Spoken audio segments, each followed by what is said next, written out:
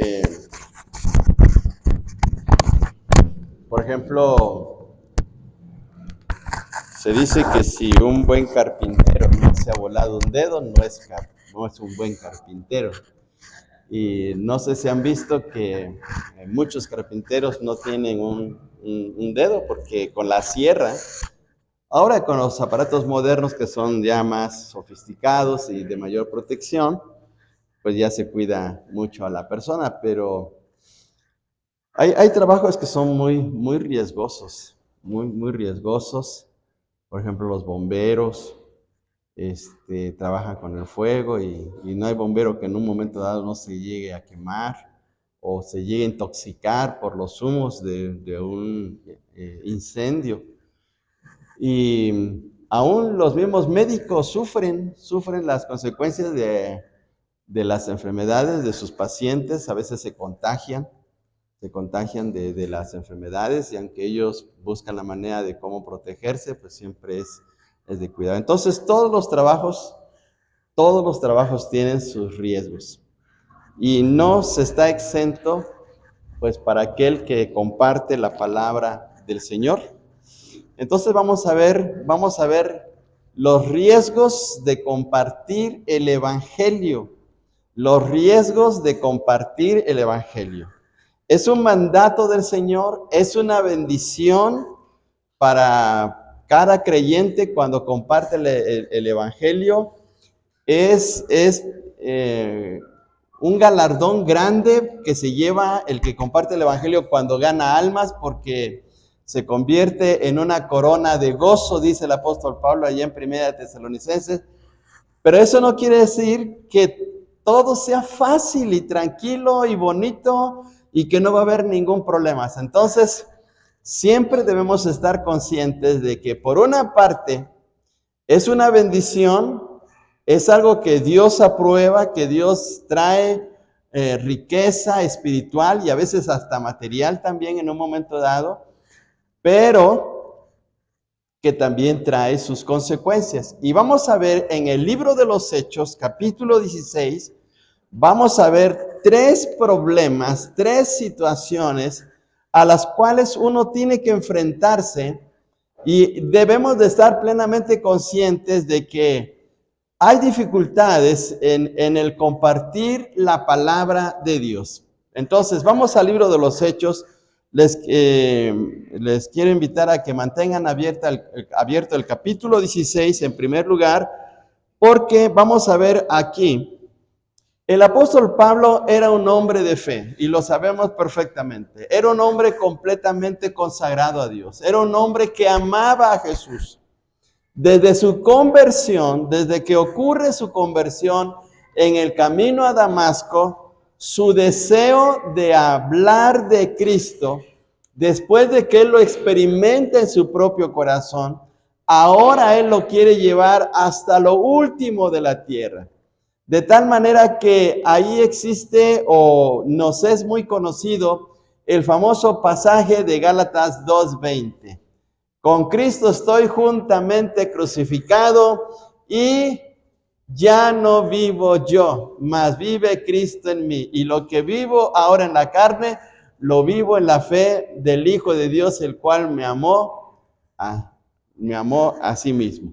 Entonces, mire, Pablo era de verdad un hombre consagrado a Dios, deseando compartir la palabra, pero no estaba exento de situaciones adversas o de dificultades o de obstáculos que se le presentara en el evangelismo.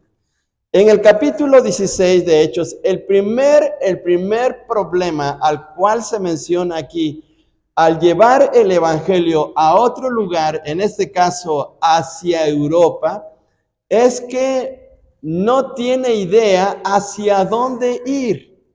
Y vamos por favor al capítulo 16, versículo 6.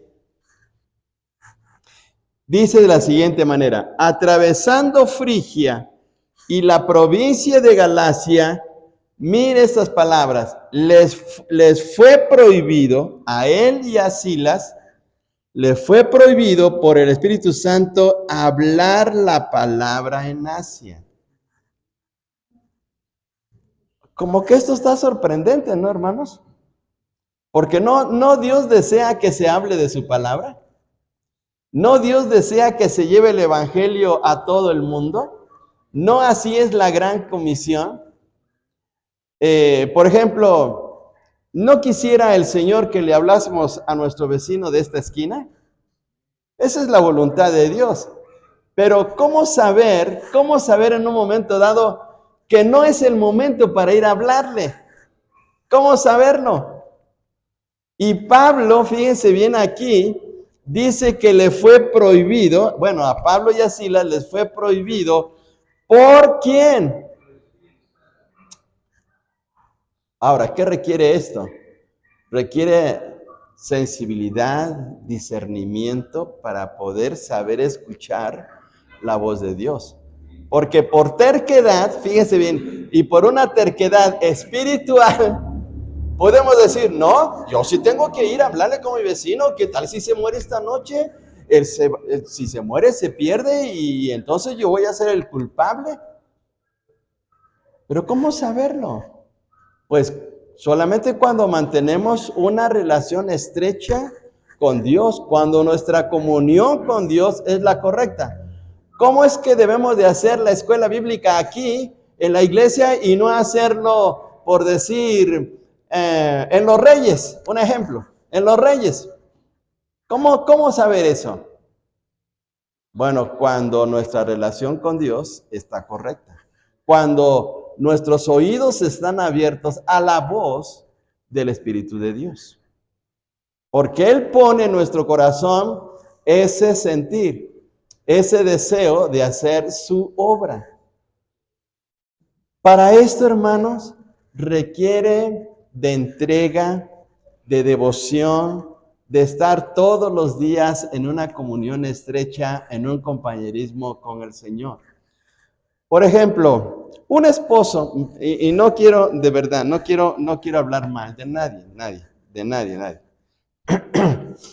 Un esposo que no está en casa por mucho tiempo, vamos a poner por unos meses, por cuestiones de trabajo, porque hay esposos que por sus trabajos, por ejemplo, los esposos que trabajan en las líneas de transportes, que se van por semanas, se van a viajar y llevan a la gente, pues es su trabajo, y no están en casa.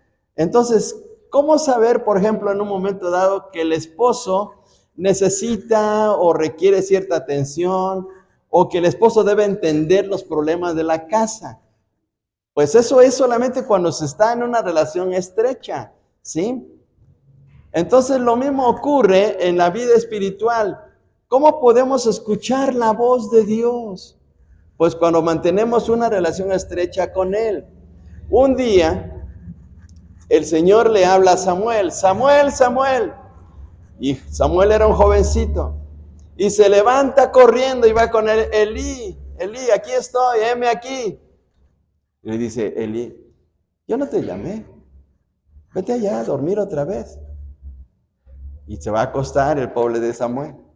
Otra vez se escucha la voz, Samuel, Samuel. Y otra vez se levanta el pobrecito y va corriendo. Aquí estoy, Elí, ¿para qué me llamaste? Pues yo no te llamé. Vete a acostar. Y así ocurrieron 3 veces hasta que por fin Elí entendió, Dios le está hablando a Samuel.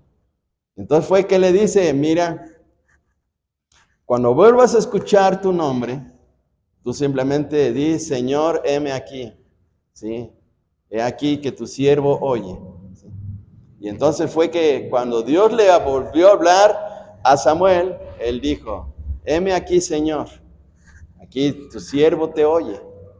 Y lo que tenemos que hacer es exactamente eso, pero eso es, hermanos, a través de estar en una comunicación, en una relación estrecha con nuestro Dios, para poder entender lo que Él desea. Vamos a ver todavía.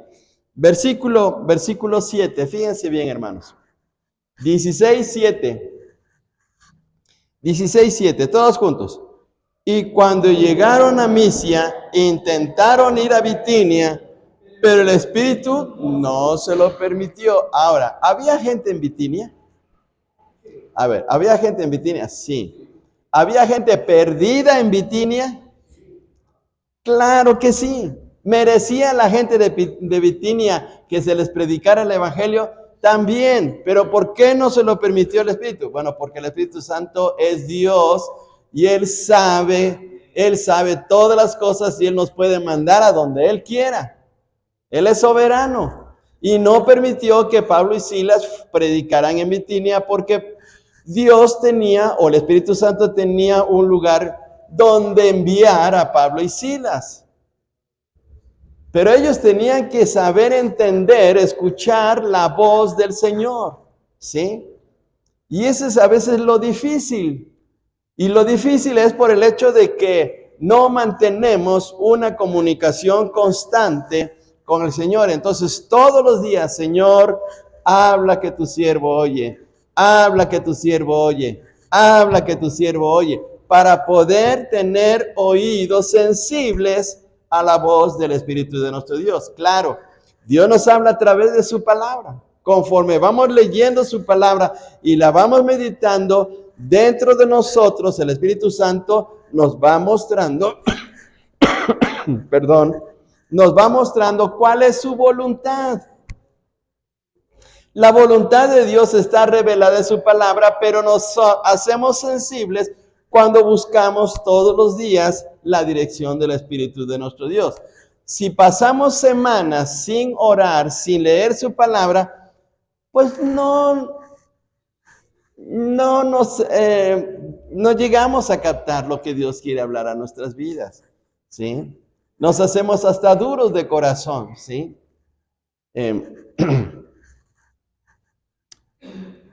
Un pastor contó la historia de que dentro de la iglesia, dentro de su iglesia, que era una iglesia grande, dice que estaba una señora en un lado y por allá más lejos estaba un joven. Y en ese momento el joven sintió una carga por esa señora porque la miró sin conocerla, sin saber quién era, sintió una carga por ella. Y estando ahí en su lugar empezó a orar: Dios, ayúdame a entender qué es lo que tienes para mí, qué me quieres revelar, qué me quieres enseñar, por qué pones en mi corazón a esa señora. Y entonces dice este joven que sacó su cartera, vio su cartera, nada más tenía $5. Y dice: no, pues nada más son $5, ¿cómo le puedo ayudar? Y durante todo el servicio, este joven estuvo luchando y luchando y diciendo: no, pues ¿cómo le voy a dar $5? A lo mejor su problema es otro. Y ya.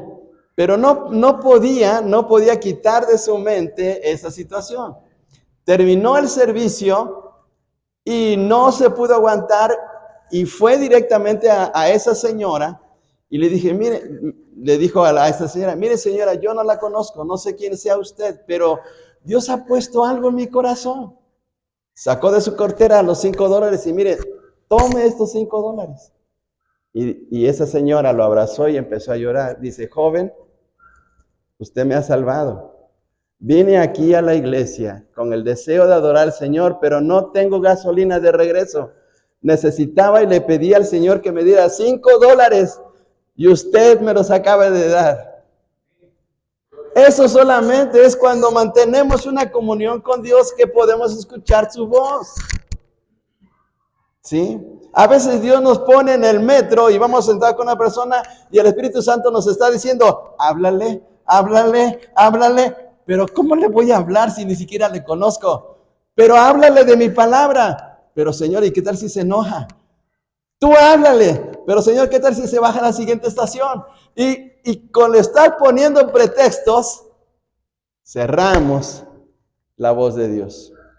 Y entonces tenemos problemas. ¿No les ha pasado que en su corazón usted ha tenido el deseo de hablarle a alguien de la palabra, pero resulta que tal vez usted hace conjeturas y empieza a decir: pues a lo mejor no es el momento?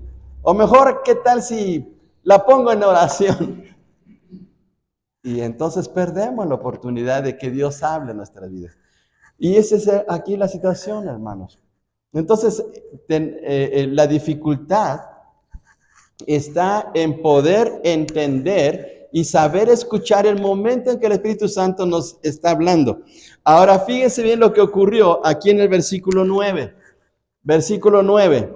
Dice, y se le mostró a Pablo una visión de noche, un varón macedonio estaba en pie rogándole y diciéndole, pasa a Macedonia y ayúdanos. Perdón. Versículo 10. Cuando vio la visión, fíjense bien lo que ocurrió. Enseguida procuramos partir para Macedonia. Esa era la respuesta que estaba pidiendo Pablo. Ese era lo que Dios estaba deseando para Pablo y Silas. Enseguida entendieron que deberían de ir a Macedonia a predicar el evangelio.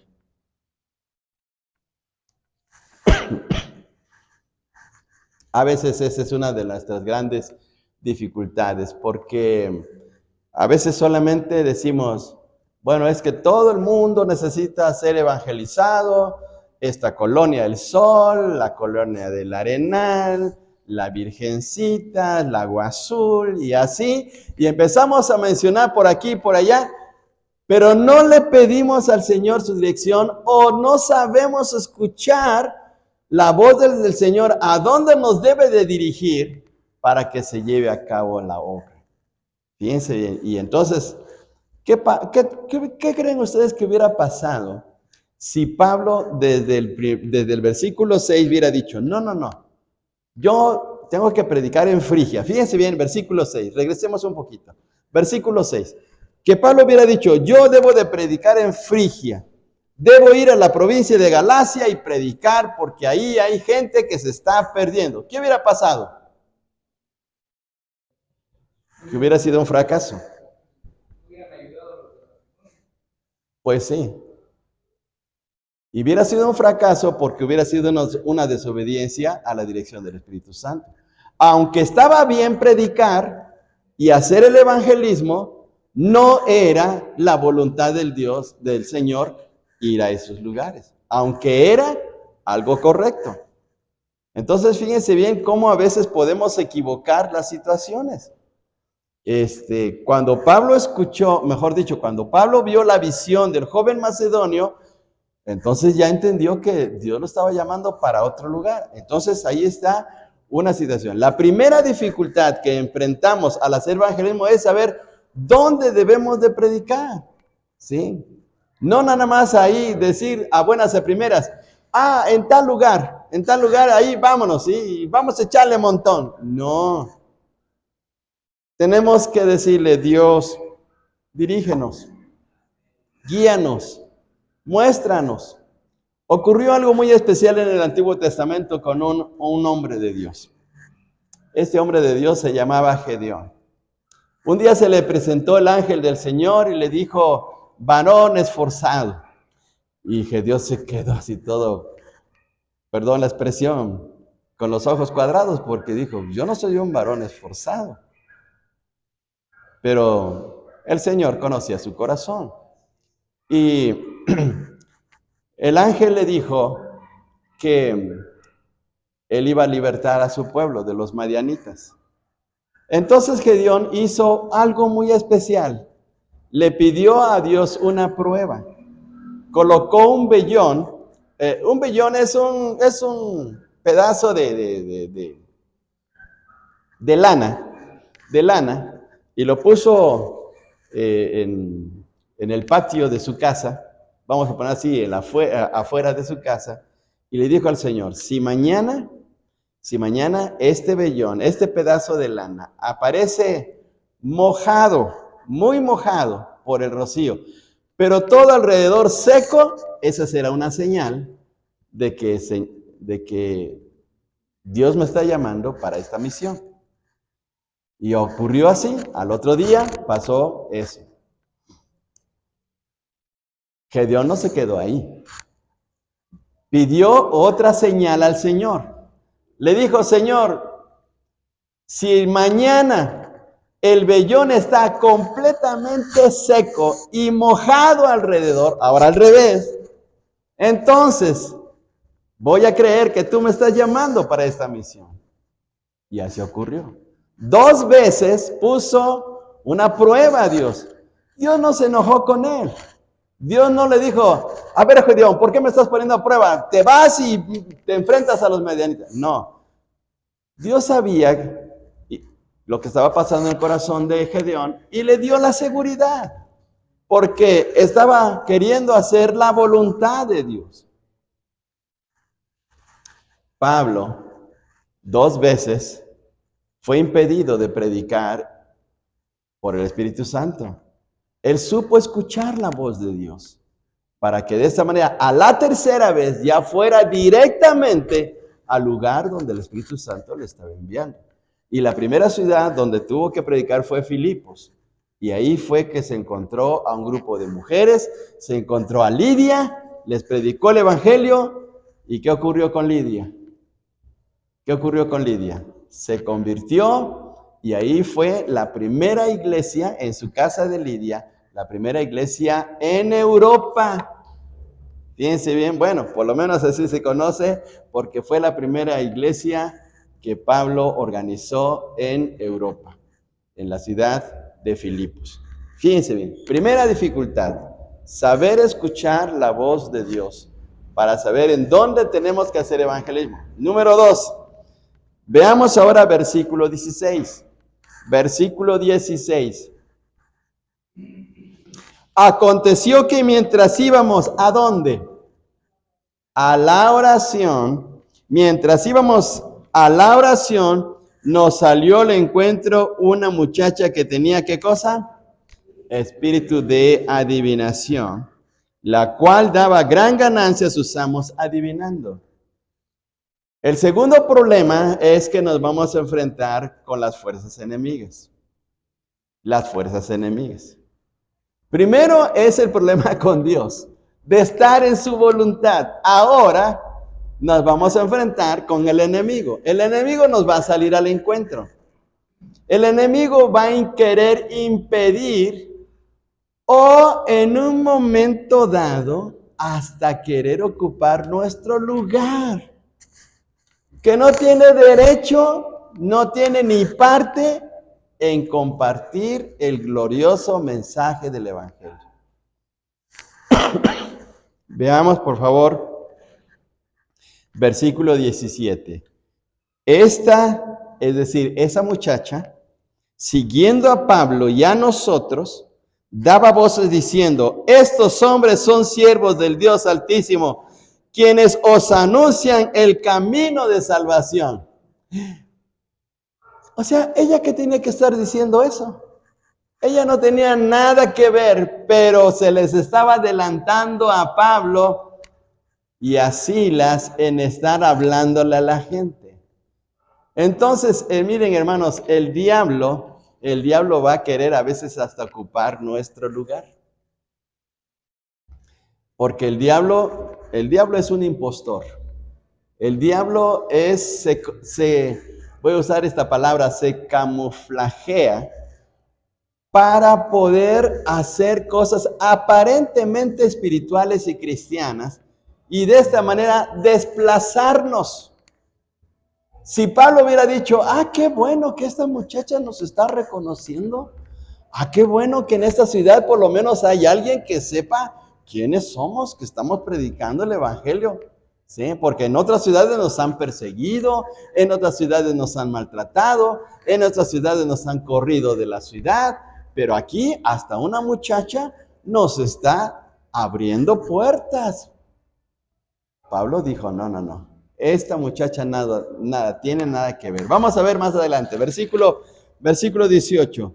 Dice, y esto lo hacía por muchos días, mas desagradando a Pablo, este se volvió y dijo al Espíritu, te mando en el nombre de Jesucristo que salgas de ella.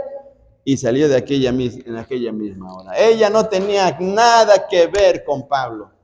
Pablo era el hombre llamado por Dios. Bueno, Pablo y Silas eran los hombres llamados de Dios para predicar el Evangelio y nada más. ¿Sí? Esta muchacha no tenía nada que hacer ahí. Entonces el diablo va a querer quitarnos nuestro lugar. El diablo va a querer, o en un momento dado va a querer impedirnos que avancemos con el Evangelio, ¿sí? De alguna manera, en este caso a Pablo le estaba antecediendo como que le estaba abriendo puertas. En otros lados, Pablo se enfrentó a situaciones donde se le bloqueó y se le maltrató por el hecho de estar predicando el Evangelio, porque el enemigo así es, hermanos, ¿sí? Entonces, la segunda dificultad, hermanos, es que el enemigo nos va a salir al encuentro. Veamos, por favor, otra vez, versículo 16. Aconteció que mientras íbamos a la oración, nos salió al encuentro. Note esa frase, al encuentro. Esta semana nos va a salir al encuentro el diablo, ¿sí? Nos va a salir al encuentro. Y va a decir, ya no quiero que prediques el Evangelio. Ya no quiero que vayas a la reunión de oración. Ya no quiero que vayas a la iglesia. ¿Para qué? Mira, quédate en la casa. Mira, tienes mucho que hacer. Mira el roperío que tienes que no has lavado desde hace 4 semanas. Termínalo porque va a venir tu esposo y te va a poner como campeona. ¿Sí? Bueno, es un ejemplo, ¿sí? Pero el diablo va a buscar formas de cómo impedir nuestro crecimiento espiritual, ¿sí? Y lo va a hacer de muchas maneras. A veces lo hace poniéndonos mucho trabajo, tanto trabajo que decimos, ay, ya llegó el domingo y estoy bien cansado. Mejor me voy a quedar en la casa a descansar y voy por la tarde al culto, ¿sí? Y eso es porque el diablo nos hace trabajar como los hámster, dando vueltas así en la ruedita hasta cansarnos para impedir que vengamos a la comunión con Dios. El diablo es muy astuto, tiene tantas estrategias, tiene tantas maneras de llamarnos la atención. A veces es a través de las visitas que llegan a la casa, ¿sí?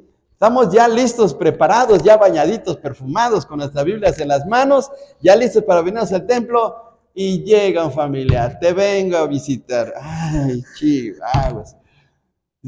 Es que tengo meses de no venir a verte, pero quiero platicar contigo. Pero mira, ya me voy al templo, dame unos minutos, ¿sí? Esos minutos que se convierten en horas, ¿sí? Y entonces se convierten en un serio problema, porque perdemos el tiempo en donde Dios quiere hablar a nuestro corazón para hacernos crecer, para hacernos fuertes, para prepararnos para la semana, para alimentarnos, para enfrentarnos otra vez al campo enemigo, pero ahí está el obstáculo. Y entonces nos metemos en dificultades. El diablo de verdad tiene tantas estrategias, tantas maneras especiales. Fíjense bien lo que dice Efesios capítulo 6, por favor. Vamos a Efesios capítulo 6. Es muy conocido el texto que tiene que ver con la armadura del cristiano, pero veámoslo por favor aquí unas palabras. Versículo 11. Efesios 6, 11. Dice así, 6, 11. Vestíos de toda, a ver todos juntos, vestíos de toda la armadura de Dios para que podáis estar firme contra las acechanzas del diablo. Entonces hay acechanzas, hay estrategias, hay maneras de cómo el diablo está trabajando. Miren, el diablo se sabe todas las estrategias del mundo, ¿sí? Para poder impedir que avancemos en nuestra vida espiritual. Entonces, aquí está un ejemplo más. Y la tercera dificultad. Vamos a la tercera dificultad. Vamos ahora. Ya vimos que la primera es que debemos de ser sensibles a la voz del Espíritu de Dios para saber dónde tenemos que evangelizar. En segundo lugar, la segunda dificultad es que el enemigo nos va a salir al encuentro para impedir que evangelicemos y hasta en un momento dado va a querer ocupar nuestro lugar. Pero ahora vamos a ver, fíjense bien, la tercera cosa. Dice en el versículo 22, vamos ahora hasta el 22. Nos saltamos todos juntos, 16, 22, dice así. Y se agolpó el pueblo contra ellos, y los magistrados, rasgándole las ropas, ordenaron azotarles con vara. Fíjense bien. A veces, a veces tenemos que sufrir. Tenemos que sufrir por Cristo. Porque el mundo se nos voltea. No olvidemos que ¿cuáles son los tres enemigos del cristiano? Número uno, ¿cuáles son los tres enemigos del cristiano? El diablo. Dos, el mundo. Y tres, la carne. Aquí, ¿quién es el que está golpeando a Pablo? Versículo 22. El mundo. Dice, y el pueblo, y se agolpó el pueblo contra ellos. No dudemos, hermanos, que nuestros mismos familiares sean los que nos maltraten. Puede ser que no nos golpeen, como en el caso de Pablo.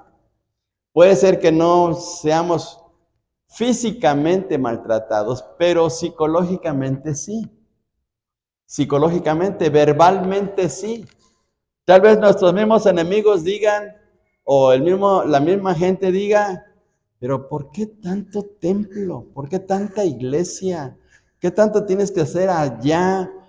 ¿Qué te dan allá? ¿Cuánto te están dando? ¿Cuántos te están pagando? ¿Cuántos dólares estás recibiendo de los americanos? Porque así piensa la gente. La gente siempre piensa en el sentido materialista. Es como es una iglesia protestante, están recibiendo dólares de Estados Unidos y por eso es que ustedes están pegados ahí porque les están dando, ¿sí? Y no sabe que aquí, hermanos, aquí no recibimos, más bien aquí damos para que la obra de Dios crezca, ¿sí? Entonces, el enemigo va a buscar la manera, o el mundo va a buscar la manera de cómo atacarnos, ¿sí? Y dice el apóstol Pablo, vamos a Filipenses, por favor, les invito. Filipenses, capítulo 1, versículo 29. Fíjense bien, hermanos, lo que dice este pasaje. Filipenses 1, 29. Lo leemos todos juntos. A ver, todos juntos, dice de siguiente manera. Porque a vosotros os es concedido a causa de Cristo que no solo creáis en Él, sino también que padezcáis por Él. Que padezcáis por Él. Entonces, pues, tenemos que soportar el sufrimiento en un momento dado de ser hijos de Dios. Porque tal vez el vecino va a decir, no, mire vecina, usted está haciendo bien mal estar yendo con esa iglesia protestante porque ni le dan nada, ¿sí? Yo voy a una iglesia donde no, ahí me tratan re bien, ahí me dan de comer, ahí me dan una buena ayuda, no, estoy hasta mejor que con Obrador, ¿sí? Entonces, porque así la gente lo maneja, ¿sí? ¿Sí? Así la gente lo maneja. Pero no sabe que hay que soportar los sufrimientos en un momento dado. Y muchas veces, vuelvo a repetir, los familiares son los que nos señalan, nos atacan, o los amigos. Hay lugares, hermanos, todavía en nuestro país, no hablemos del mundo, solamente en nuestro país, donde ser cristiano está penalizado. Está penalizado. Hay pueblos allá en Oaxaca, en Tlaxcala, en la parte de la Huasteca, allá en San Luis, en la Huasteca, hermanos, donde si usted es cristiano, le quitan su parcela, la gente le pone problemas en la comunidad. Tuvimos hace un tiempo en una comunidad allá en Hidalgo, una comunidad que se llama Itzócal, en donde a los cristianos les cortaron el agua potable, y no les daban solamente por el hecho de ser cristianos. Les cortaron el agua. Entonces así es, hermanos, así es. De muchas maneras a veces se sufre. Nosotros no lo sufrimos aquí porque vivimos en la ciudad, porque estamos en una situación más relajada, más tranquila, pero hay lugares, hermanos, donde es difícil. Y ustedes vieron, por ejemplo, la famosa película de de la película llamada Chamula, ¿bien? Donde allá en Chiapas, los cristianos chamulas, ahí sí sufren, hermanos, ¿sí? En donde por ser cristianos, por ser hijos de Dios, ¿no? Los corren de sus pueblos o los ponen en situaciones muy, muy difíciles. Aún a pesar, hermanos, de que ya, pues con las leyes que tenemos en el país, con las libertades que hay en el país, aún así hay tanta opresión en muchos lugares contra nuestros hermanos en la fe. Aunque, como dicen por ahí en la televisión, aunque usted no lo crea. Pero así es, ¿verdad? Y debemos de estar orando por esos hermanos que están sufriendo porque de verdad pasan situaciones muy, muy lamentables por solamente ser cristianos, ¿sí? Entonces, dice aquí en el texto que se agolpó el pueblo contra ellos, contra Pablo y Silas, y los magistrados, rasgándoles las ropas, ordenaron azotarles con varas. Y dice todavía versículo 23, después de haberles azotado mucho, los echaron en la cárcel, mandando al carcelero que los guardase con seguridad.